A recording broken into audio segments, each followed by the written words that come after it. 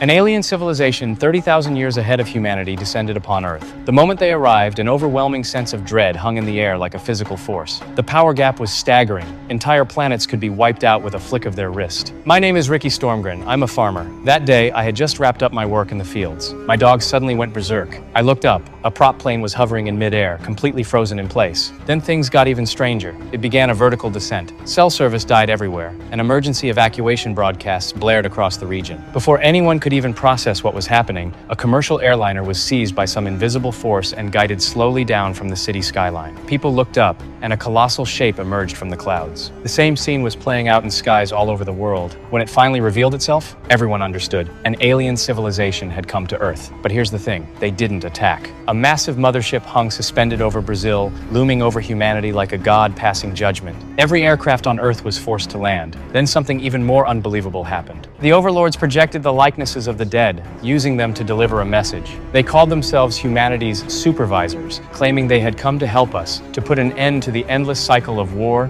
disaster, and suffering on this planet. Faced with a force this overwhelming, humanity found a unity it had never known before. Emergency sessions were called across every nation. Most people were convinced these beings had no good intentions, that there had to be an agenda. But when you looked at the sheer gap in power, there was really only one conclusion: stand down and wait. Meanwhile, the projections of the dead vanished without warning. The whole thing had been an illusion, a fabrication by the overlords. People panicked. Arguments erupted everywhere. I cut through the noise. There's nothing we can do. If they wanted to destroy Earth, it'd be over in a heartbeat. Fighting back would be pointless. The only thing that made sense was to stay alive. But what happened next made me rethink everything. That night, my wife and I were home. The TV made a strange sound and the screen filled with bizarre symbols. Every appliance in the house went haywire. Strange patterns crawled across every screen. I went to the window. Nothing out there. Then the whole house shook. Let's go. Let's go. Come on, quick. Get to the basement.